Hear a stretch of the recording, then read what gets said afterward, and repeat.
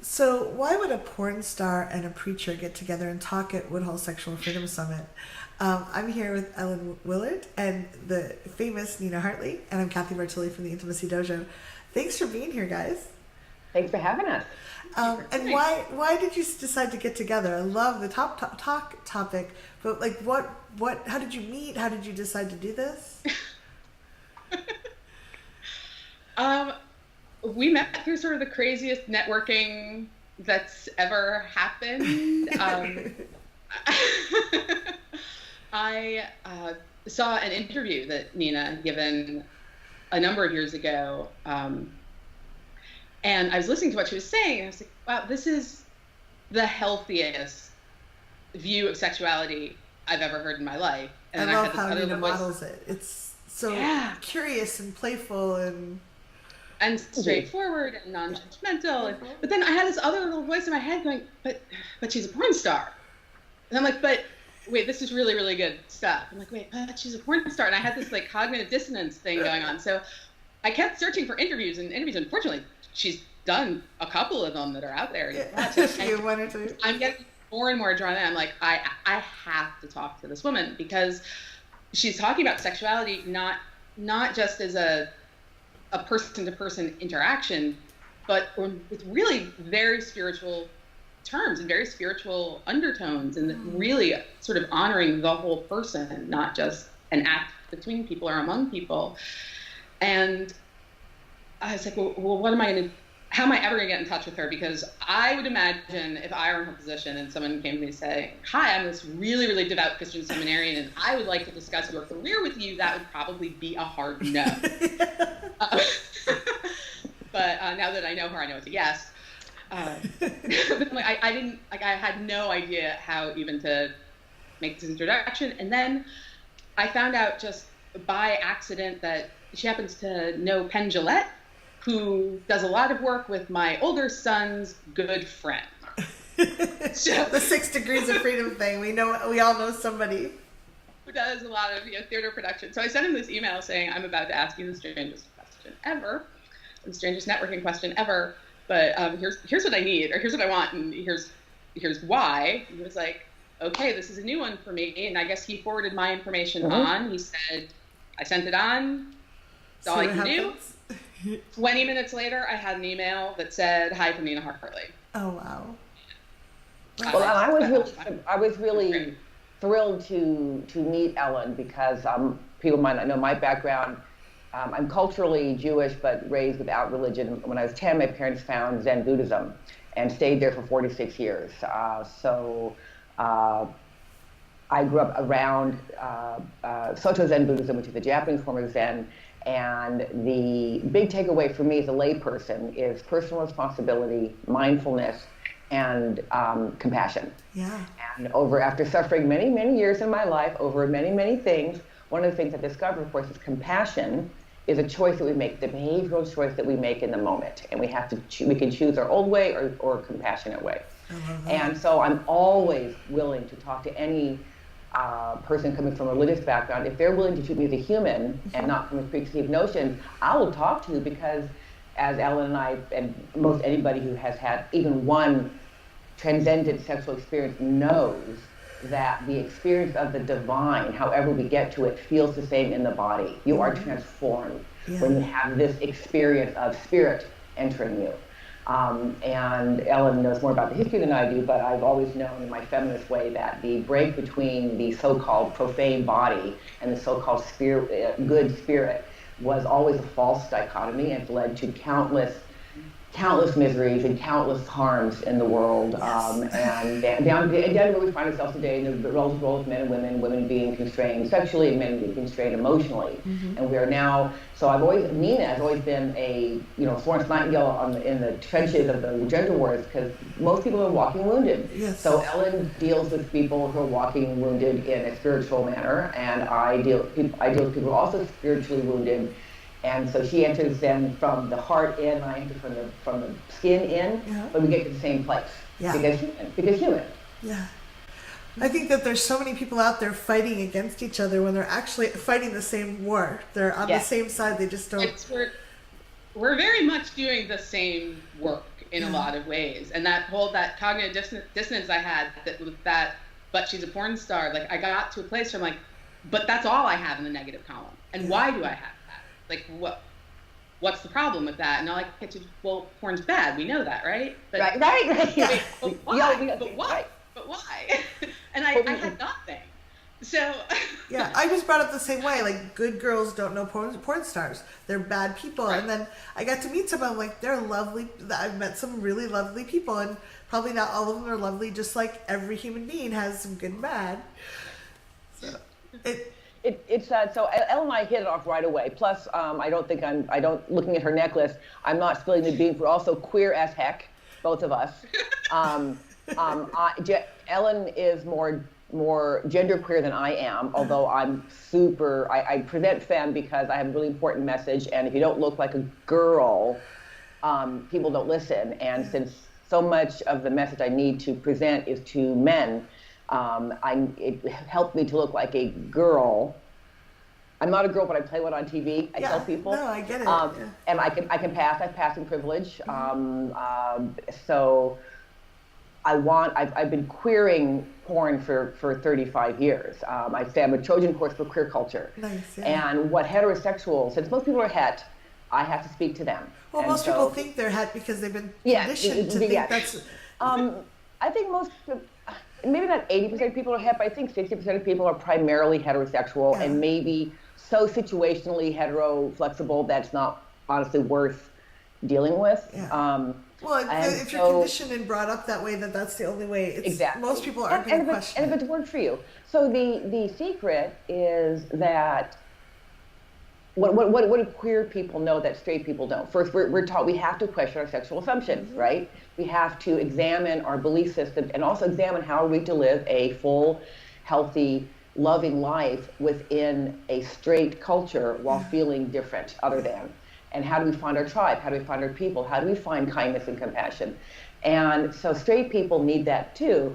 And I would posit everyone is damaged around sexuality, but differently. If you're a heterosexual person, your damage is one way. If you're queer in a het society, your damage manifests other. Yeah. But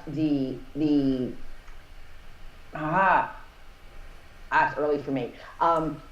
Anyway, so what Ellen and I resonated because we are talking we're talking spiritual hunger and spiritual isolation and community and Ellen uses the wonderful word covenant, which I'm going to learn more about so I can start using it properly.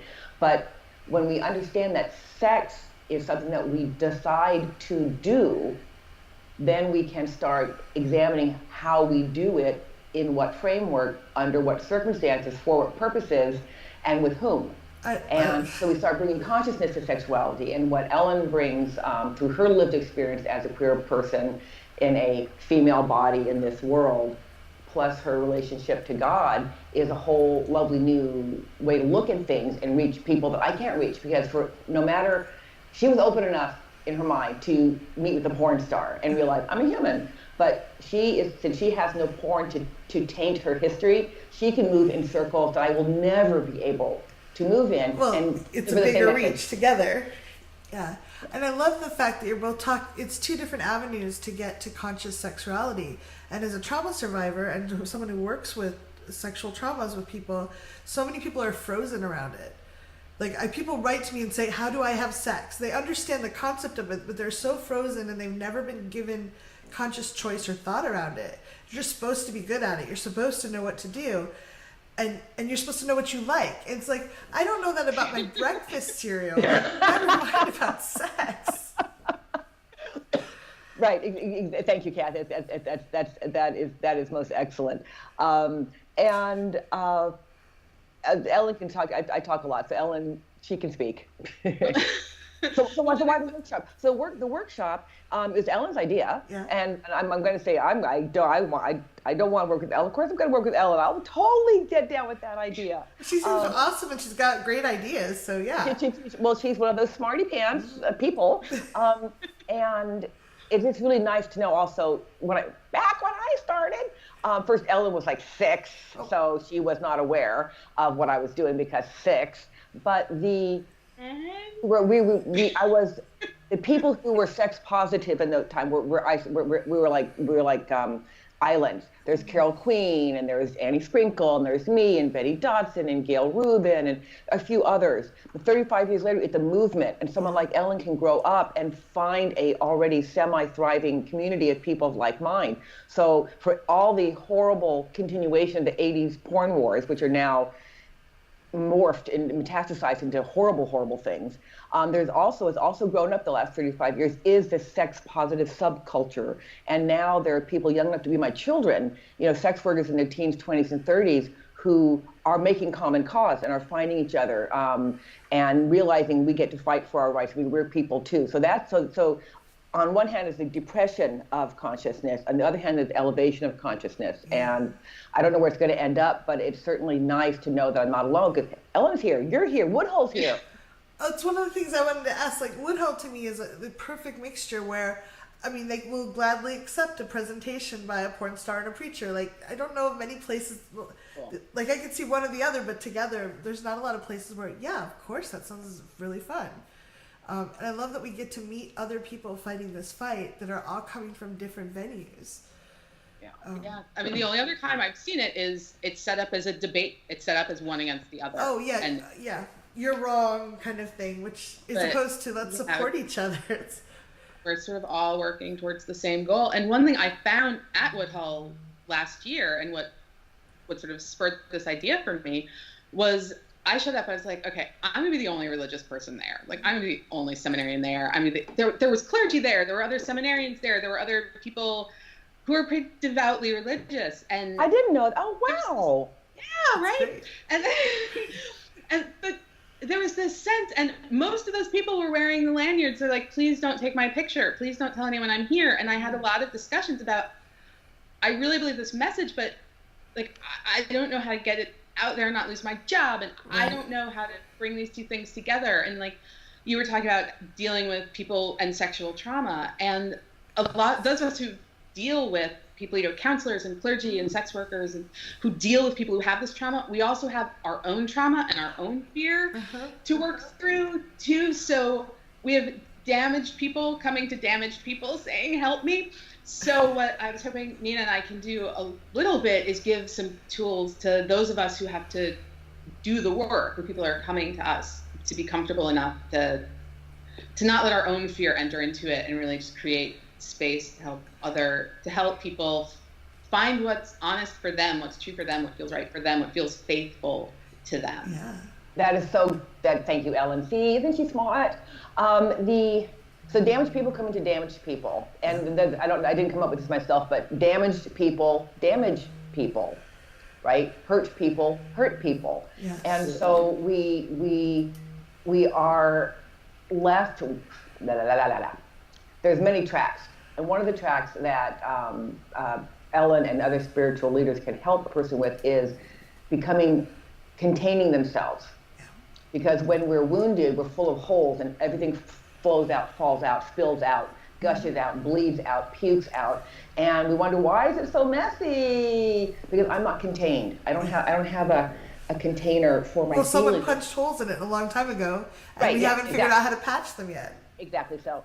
So people, and so sex is supposed to make us feel better. You can chase drugs, you can chase success, you can chase money and fame and attention, you can chase sex pleasure, but if you're not consuming it properly, it is going to be unsatisfactory, because if we do not assign our bodies value, when we share them, it is valueless. Yes. And if we share something we don't value, then we get nothing from it. Oh, this whole thing? Well, I think it's a coping mechanism. I know I did all these bad things were happening to my body, and the only way I could sustain my identity was, my body doesn't matter, so if they do these bad things, it doesn't matter.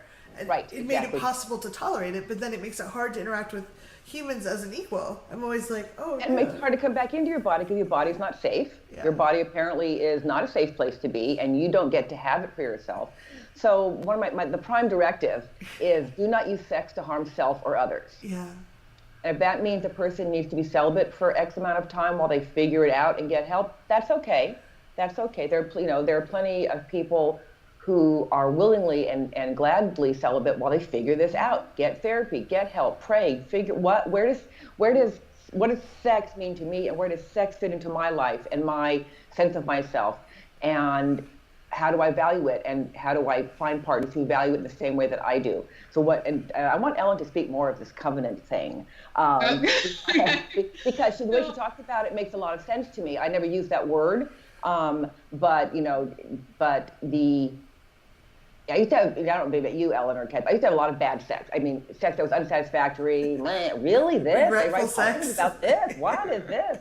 And now I never have bad sex anymore because I brought my consciousness and my consciousness into it, and so it never just happens, right? Oh my gosh, how did I find myself in this situation? Because I'm consciously aware, choosing my sexual situations, and anybody can do that, including choosing to be currently celibate while they figure this stuff out. Yeah.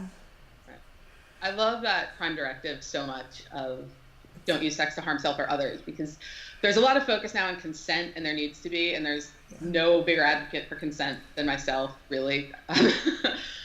But so consent is necessary, but it's not sufficient, because so I'm married and I could go out and I could consent to have sex with someone else. I'm an adult. They may like a certain behavior. I may like a certain behavior.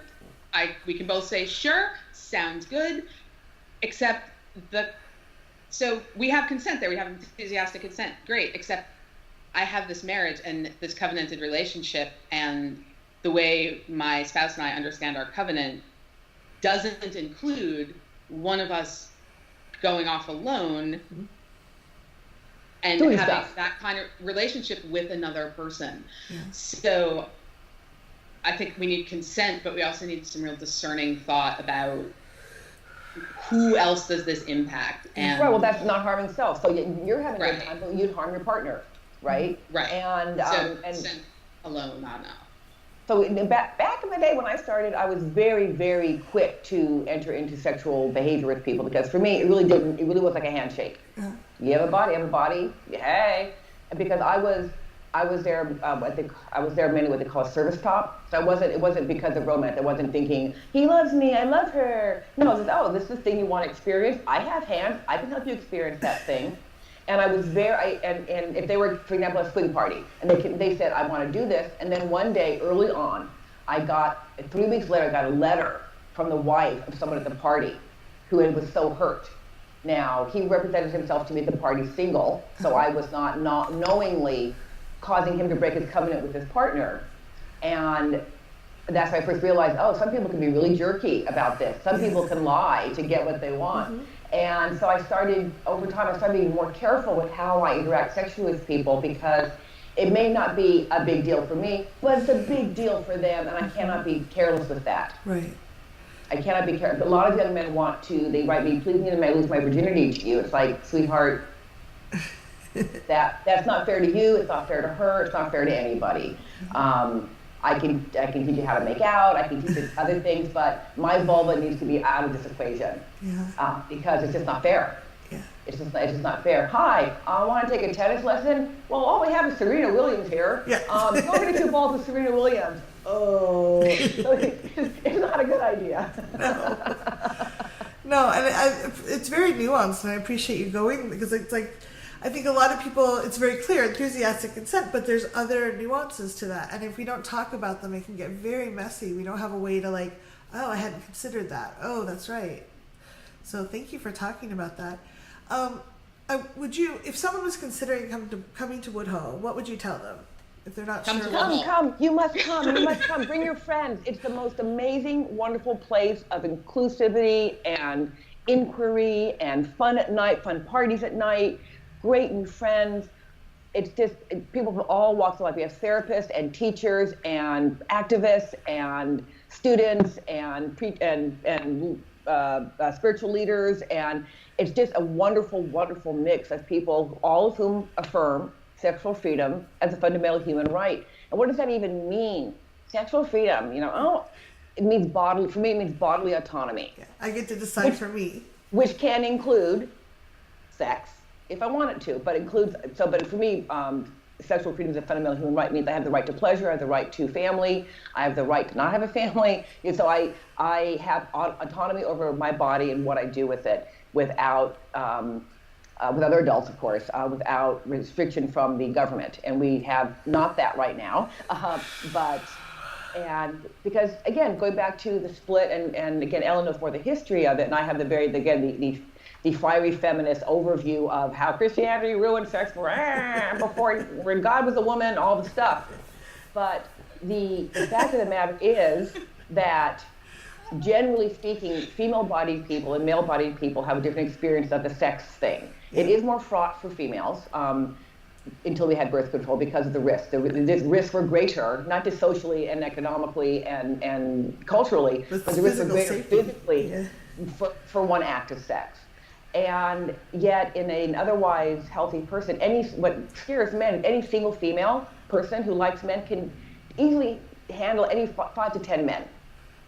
Because a woman who, I know several, they could totally have sex with 3 guys a day, 5 days a week, because they like it a whole lot. It totally works for them. And so the sexual scarcity model is complete hooey. Because if certain women were allowed to be their sexy selves, for every woman who wants to be monogamous, for every 2 women who want to be monogamous, who really are monogamous people, there's one woman who goes, hello, hi there, hi. And why not give her freedom so that people can lower their stress? And she will have less stress because she's not being slut-shamed, and her partners have less stress because they're not isolated. And don't forget that in our culture, if you're a man person who is heterosexual, if you don't have a female partner, you get no affection, you get no tender touch, you get no hugging, you get no touch hunger is a thing. So part of I do not doubt that part of the manifestation of rage and anger that's being expressed by guns and violence are the primal scream howls of touch-deprived individuals who are alone in the world and are lonely and back to the body, completely alienated from their bodies. They don't know what it feels like to be touched sweetly. They don't know they don't know. They weren't taught, plus whatever happened to them. To lead them to this way. So it's really, the spiritual sickness is manifesting in all kinds of horrible violence to self and others. So we say don't use sex to harm self or others, but these individuals use pain to harm self or others. They're fueled by their pain and the balm of Gilead is a tender touch with or without genitals involvement. Hugging, cuddling, stroking, kissing. You're a sweet baby. You're my best baby. You're a sweetheart. I love you. They don't get that. And now we're surprised they shoot up schools. Yeah. We're surprised? People need that. And I think that you're talking about slut shaming, which I think is such a big part of it, but there's also the aspect of we're taught that only a certain small fraction of society is fuckable. Right. So I use the M&M analogy. We have all these M&Ms, and we're like, these M&Ms are too old, these M&Ms are too fat, these M&Ms are too ugly, and we're only left with a few M&Ms, and those M&Ms are told not to be slutty. So of course there's no M&Ms to eat. You're like, there's one M&M. Oh my God, I'm hungry. What could be wrong with any M&M in the world? Yeah. Right? Yeah. I'll take the green one. It's okay. Yeah. So Ellen and I, because we're quite queer, the physical representation of the human in front of us isn't as important as the energy coming from them. Mm-hmm. Everything being equal for consent and covenant and all the things. Once a human has been screened out to be available to me in a way that's not going to harm anybody, everything being equal for hygiene, grooming, and manners, I'm interested in sharing sexual space with any human once. Mm-hmm. Because human, interesting. Oh, hello. You have these same parts. You have another person that has the same parts. How fascinating. Tell me more. Yeah. But I'm weird that way. I don't need my love and my sex to be in the same person only. And people who are monogamous really strongly prefer to have their love and their sex in the same individual. And that's great if you're monogamous. Mm-hmm. That's so great. Yay, you guys. And I don't know about Ellen, but I failed at monogamy until I understood that I was a non-monogamous orientation. Yeah. I failed at every attempt at monogamy. I was always a cheater. And I always resented it. And one of the reasons I became Nina, or I went into sex land, because A, I was pretty enough and exhibitionistic enough that it worked for me. But also the idea that I lost my train of thought. Oh, well, I lost it. You can leave that one out. I completely Well, lost it. just one thought I had was when you're talking about this, like someone who's monogamous definitely needs their love together, and there's people that are just like you're interesting. Let's have connection sexually. I tend to be somewhere in the middle. I'm poly, but I have to have some kind of heart connection with someone before I want to be genital touch. It's like, and I think we get to discover that about ourselves, and When we have room to do it. Yeah. We're looking We for need to be given the room to discover that about ourselves, because we're told so much that you find the one person, and monogamy is it. And even even people who take some time to do some self work and go with their potential partner to premarital counseling or whatever, it's really focused on this one monogamous relationship, and no one ever gets asked, is this going to work for you? And this is where I come back to covenant, or really come to covenant, is there's a lot of skepticism around the idea of ethical non-monogamy. I think in the therapeutic world, there's a lot of skepticism about it. And I know in the religious world, there's a lot of skepticism about it. It's like, well, that's not really a thing that's going to work. But it's a thing some of these institutions just don't want to work. right. So It doesn't match what all the books they published. We didn't invent it. We took it and ran with it, and took our fear about ourselves, projected it onto God, and then said, the rest of you should really be scared of this. So if we want you to. So there's a lot of skepticism around, well, can ethical non-monogamy actually work in a faithful way, in the context of a faith life or a religious community? And I think it can, because I return to the very early idea, and it's scripturally supported, it's theologically supported, of covenant. And what matters in community is covenanted relationships, where the agreement is among the individuals and God. And we all have responsibilities to one another and things that we're allowed to expect from one another. And as long as that is, I believe, as long as that is openly, honestly, faithfully discussed, negotiated, agreed to, and committed to, including God in that covenant, then how other individuals run their relationships, I don't have a stake in that. Right. Well, my opinion of it doesn't have a stake in their salvation at all, because they've made a faithful covenant between or among themselves and with God. And as long as they remain faithful, as long as there's fidelity there, it shouldn't matter to me or any other religious leader whether their relationship looks like mine or not. So funny you should say that, Ellen. Because again, my biblical knowledge is super, super sketchy. But I always love the story of Jesus entering Jerusalem on Good Friday, and he looked neither to the right nor to the left. So one side of the street, we love you, Jesus, you're the best. Oh my God, you're a rock star. And the other side, you scum, you pig, you horrible person. And so he wasn't doing Jesus to make people love him, and he wasn't being himself to make people hate him. He was being himself because he had to be Jesus. He had to do what Jesus had to do, and people had their reaction to him. And so if you have a covenanted relationship and the externals of it don't look like other people, it shouldn't matter as long as you and your partner understand what is your bond and what is your agreement. Right. And the people, I want to be free, but some constraints are good for us. Like toddlers hysterical people need boundaries. Yes. And the hysterical person in question is the toddler who has feelings but no words. And so we, the adults, must give the toddler boundaries, a container, a crucible in which the young person can learn to hone and manage and work through feeling states, self-regulation of feeling states. So if you pick the right rules for yourself, your covenant with your behavior can be you can run up against the guardrail sometime, but it's never going to feel like a prison. Because this is, I need this. I need to have rules around my sexuality, because if I don't, I hurt myself. If I don't have rules around my sexuality, I hurt other people. Not having rules around my sexual behavior has hurt me in the past. I'm going to work with it. So when we pick the right boundaries, then we're left with having to deal with the emotions. So a good therapist gives you the container for the hour, so you can go crazy, but you're not going to hurt yourself. Your feelings will not hurt you because you're in the room with the therapist, and then they'll calm you down and you go out in the world. Sex can be the same way. If we all agree, why are we here? What are we doing right now? then then boundaries are not a prison. Boundaries are comfort. Boundaries are arms around you. Boundaries, and as long as you agree to what the boundaries are, you can have momentary annoyances. I wish I didn't have this boundary. I wish I had not made that covenant because that person's really hot.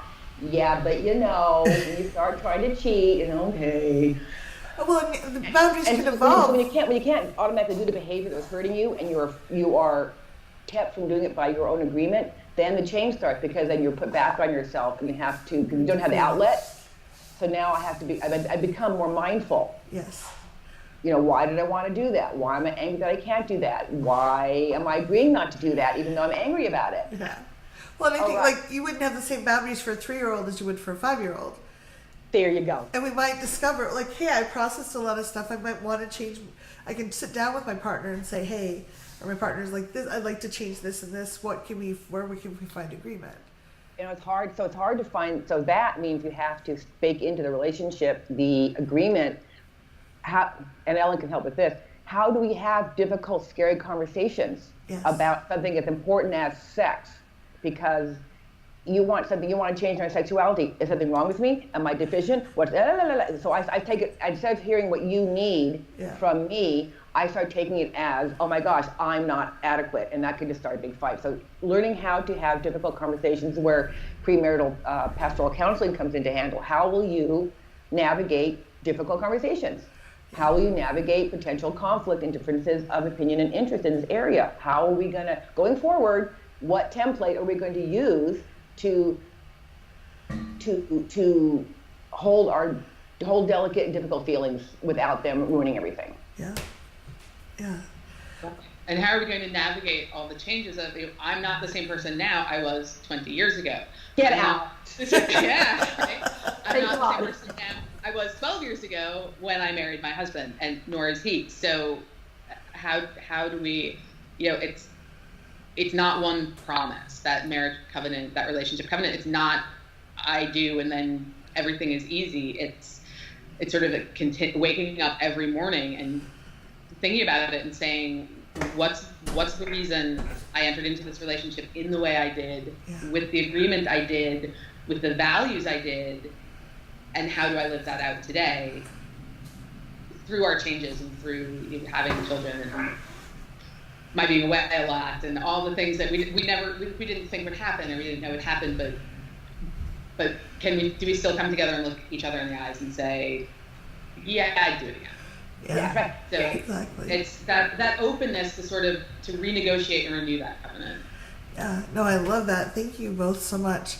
If someone was wanting to explore this a little further, do you, besides coming to your talk at Woodhull, which is going to be amazing, obviously, it should be much longer than apparently it's only, we'll need more time to talk about all of the nuances. But what else could they explore? Do you have any references or suggestions for them? There's a really great book by Thomas More called The Soul of Sex, Cultivating Sexuality as an Act of Love. A lovely book. Ellen?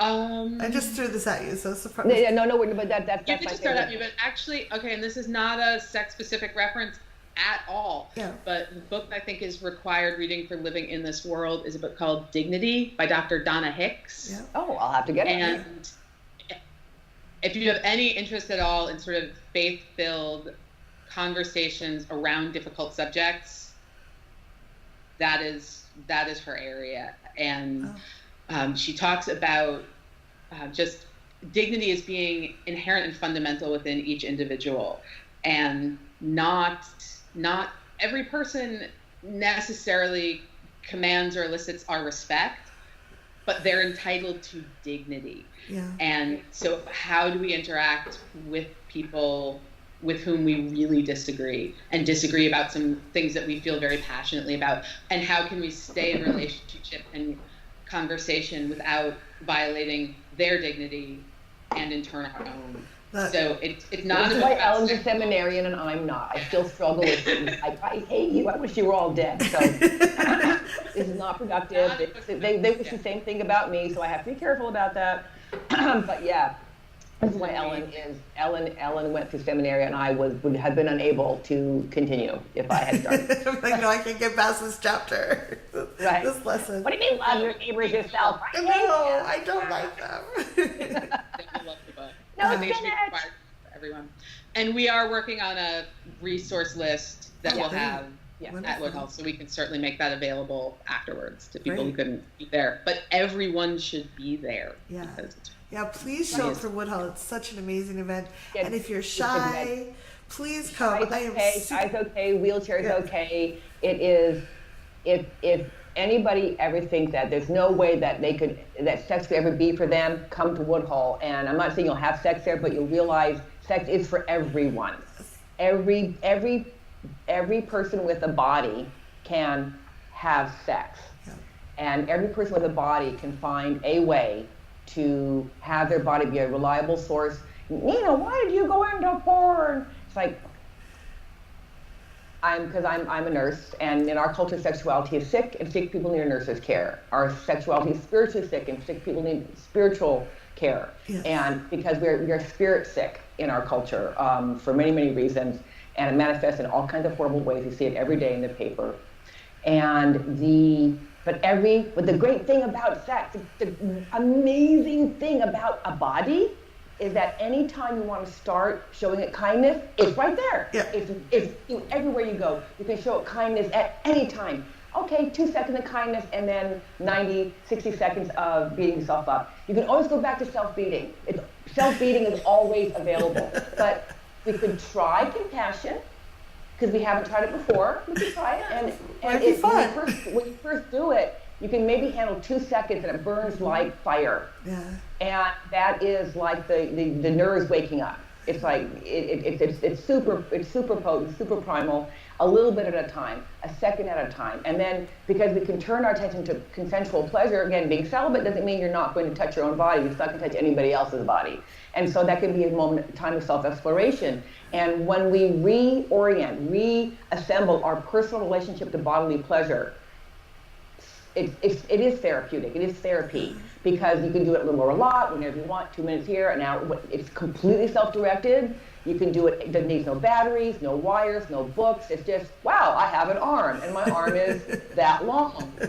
And Funny how that works. quiet and alone. What might we do here? And as we start to untangle what our body wants, what we're told to like, everything's revealed to us. All of our hurts, all of our pains, all of our lessons are shown to us in the form of resistance to pleasure. Uh-huh. But pleasure is our birthright. So the Bible says, be ye as little children. Think of a 3-year-old. They're so happy to be naked. Oh my God, oh my God, it is the best thing. Sprinkler, wrath, puppies, naked, it's amazing. We have that person inside of us. And the adult, so for me, the original sin is not that even the knowledge of good and evil. The original sin is adults throwing onto their children their own garbage reflectively. You see the child do something, all of a sudden, grandma shows up and smites the child, and hopefully an aware adult goes, wow, where'd that come from? I don't want to do that anymore. But we take children's bodies from themselves. And we're not talking about people we're not talking about abuse, we're talking about normal child rearing, is teaching shame, Shutting down. constraint, shutting down, and not so all the things that we do to make them good little boys and girls, especially boys. We do it more to boys than girls, which has repercussions going forward 20, 30, 50 years. But anytime we want to start reassessing our relationship to pleasure, we have the hardware. It's right here. We can reprogram the software with practice. And so eventually, in the beginning, I don't know about you, Ellen, I could be in pleasure 1 second and thinking about it for 30 seconds, in pleasure for 2 seconds, thinking about, so it would take me an hour to have an orgasm, when in real life I'd be able to stay in my body 20 minutes maybe. Yeah. But I was so busy, so it took me a long time to use pleasure to stay with myself. Yeah. It's a practice. So people have a spiritual practice. You can have a sexual practice where you can imbue your sexual behavior with spiritual resonance. This is meaningful. This is your body. This is your pleasure. This is how you connect with others. It's really important that it's useful and important for each individual to come to terms with their own body and learn to be okay in it. And then you can figure out, what do I want to do with it? Now that I'm okay here. So the smallest unit of sexuality is the individual. So like a self-driving car, before you put the self-driving car in the street, how's the software? How's the hardware? Does it work well? How are my sensors? So I need to handle me before I take me out onto the freeway. Yeah. Because I can't trust that person not to change lanes too quickly and kill me. So I have to look after me. But everybody can do it. Anybody can do it because we have bodies. We're embodied souls. Mm-hmm. We are souls walking around in the meat packets. We're meat units. Yeah. But we're amazing meat units because we have the ability for transcendence, for emotional transcendence. And the physical sensation of transcendence, however gotten to, is universal for humans. The story we tell ourselves is cultural. Yes. Oh, this is the Hindu god, whatever god, that's cultural. But the feeling of you, hello you, that is a universal midbrain sensation. Bliss, union, oneness, astral travel, spiritual awakening. That is a physiological state to which humans are prone. Yes. Oh, that's so beautiful. And we should, anybody can do it. Anybody can do it. It's amazing. Well, bodies are really foundational to our being. They're not an accident of creation. They're not an unfortunate side effect of creation. And there's so much religion and spirituality that tries to elevate spirit out of the body or away from the flesh or away from the... No, this is intentional. I mean, the foundational story of the Abrahamic faith, this was intentional. Bodies were intentionally formed. They're as fundamental to our being as our souls. And in fact, if we didn't have them, I wouldn't recognize you. I wouldn't recognize Nina. We wouldn't have these conversations. It's how we know who we are and who one another is in the world. And our terror of being in our bodies and accepting that gift of creation, it's not only harming us, it's frankly sinful. And please, Ellen, talk a little bit about aloneness and about how that was used. Well, you've mentioned the original sin not being, the apple and eating from the tree of knowledge. And I said, no, really, I think the original sin in the world is loneliness. So the original problem in the world is loneliness. Separating from all that is. Yeah, because you go back and look at, again, that foundational myth, that story, that sort of foundational understanding of, or this culture trying to understand who we are and what the world is and how it came into being. Every single thing was either good or very good until the first person is created alone. Yeah. And God says it's not good for man to be alone. Loneliness, isolation, that's the first thing in all of the created universe and all of the created world that's not good. And so it's no stranger to survive. We need one another to be fully human. We need another person in another body to be fully who we're supposed to be and who we're created to be, have the experience we're supposed to have. Yeah, this is why solitary confinement is such a horrible, horrible punishment. Of all the things we do to people, which is a whole other conversation, which is horrible, is keeping people away from touch and from conversation and keeping away from other eyeballs, gazing. Not being seen, not being able to see other people. We would need another couple hours to talk about the experiences I've had in prisons with inmates and lack of touch and human. Ellen does a lot of prison ministry, and she has stories. Wow, I would love to. Maybe we should wrap this up, and maybe would you guys be willing to talk for a few minutes about just to give people an intro to the prison, because I think more people need to know about it. Okay, so how to wrap it up? We hope, Ellen and I hope to see you at Woodhull. It is really an incredible, even if you don't make it to our particular talk, because another talk is opposite and it's amazing. I do believe will be recorded, voice recorded. Probably. They do that. They're smart enough to do that. But honestly, you must come to Woodhull. It's just a magical, wonderful group of incredible people who are working very hard toward the salvation of all.